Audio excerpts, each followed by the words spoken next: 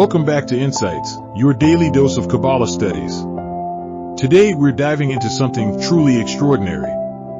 We have Matt with us, a noted Kabbalah scholar. Hold on tight, this is going to be a journey.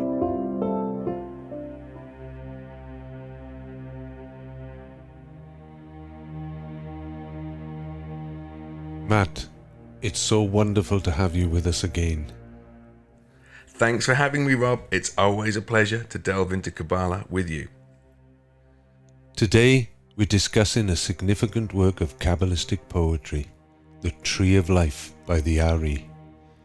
Can you give us a brief overview before we dive in? Absolutely, Rob. The Ari, also known as Rabbi Isaac Luria, was a prominent Kabbalist in the 16th century.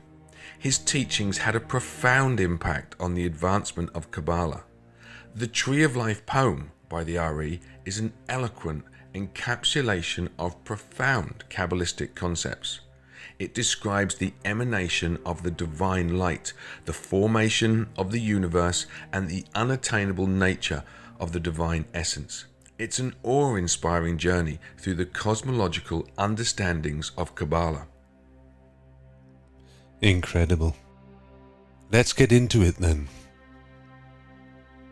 The poem begins, "Behold that before the emanations were emanated and the creatures were created, the upper simple light had filled the whole existence."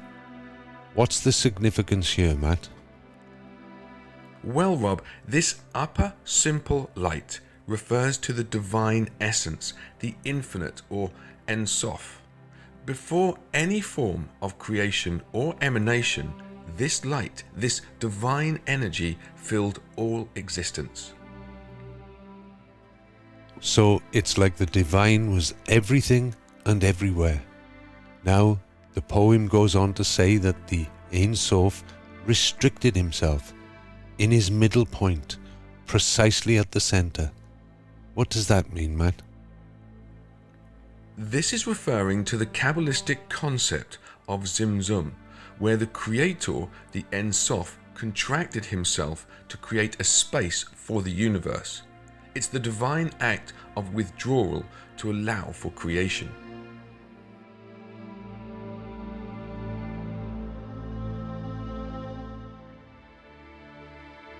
Fascinating. So, creation happened in that void, and then it mentions a single line hung down from above, lowered into that space. What's that about? That's the line of light, or kav, Rob. After the contraction, this kav is the channel through which divine energy is transmitted into the newly formed void, leading to the creation and formation of the worlds. Amazing, Matt. And finally, the poem ends with, "Even the angels closest to him, there is no force and no attainment in the Ein Sof, as there is no mind of a created that could attain him, for he has no place, no boundary, no name." Can you delve into that, Matt? This is emphasizing the absolute transcendence of the Ein Sof, Rob. Even the highest spiritual entities cannot comprehend the Ein Sof. It surpasses any form of knowledge, understanding, or perception. It's a reminder of the infinite nature of the divine. Wow, the depth of this poem is truly outstanding. It's like a cosmic journey, isn't it? Absolutely, Rob, and that's the beauty of Kabbalah. It takes us on these profound explorations of understanding the divine and our place within the universe. It's been such an enlightening conversation, Matt. Any parting thoughts? Just a reminder, Rob, that Kabbalah is an ongoing journey. The Ari's Tree of Life poem is complex and profound. It invites us to explore and contemplate deeper meanings about our universe and our existence. So keep pondering, keep questioning. Absolutely, Matt. And there we have it. I must say this discussion has truly been enlightening. Thank you, Matt, for guiding us through this deep dive into the Tree of Life. Thank you for having me, Rob. It's been a pleasure. And to our listeners, thank you for joining us on this journey. Remember, every step you take towards understanding is a step towards enlightenment. This is Rob and Matt signing off from Insights, your go-to place for Kabbalah studies. Stay tuned and stay inspired.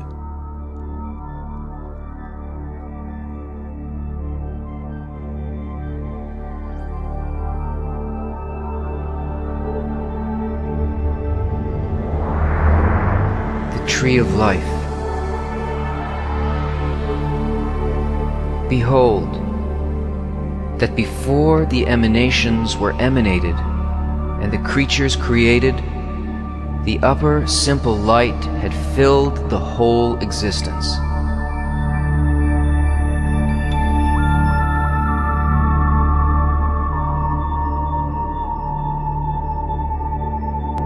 And there was no vacancy, such as an empty atmosphere, a hollow, or a pit, but all was filled with simple, boundless light.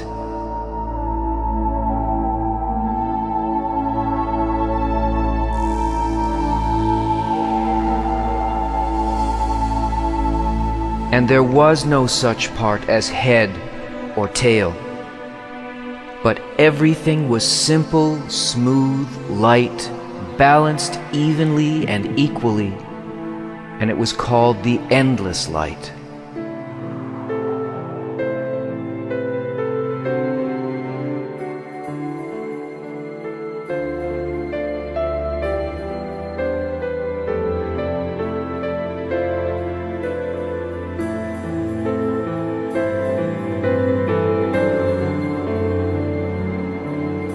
And when upon his simple will came the desire to create the world and emanate the emanations, to bring to light the perfection of his deeds, his names, his appellations, which was the cause of the creation of the worlds.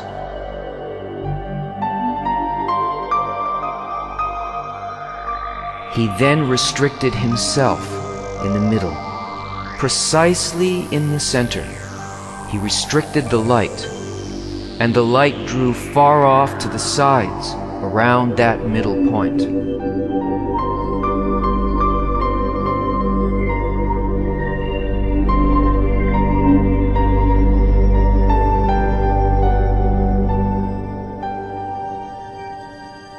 And there remained an empty space, a vacuum, circling the middle point, and the restriction had been uniform around the empty point, so that the space was evenly circled around it.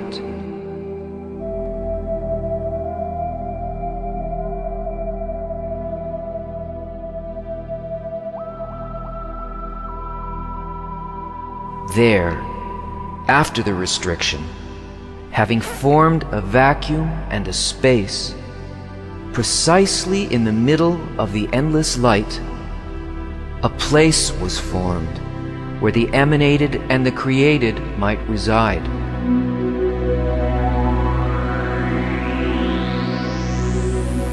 Then from endless light a single line hung down, lowered down into that space, and through that line he emanated, formed, created all the worlds.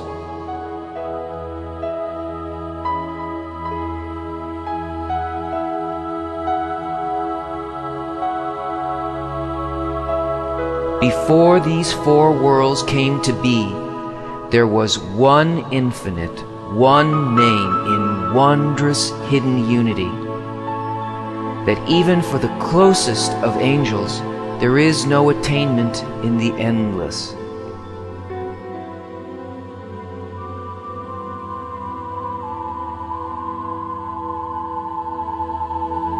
As there is no mind that can perceive it, for he has no place, no boundary, no name. Amen.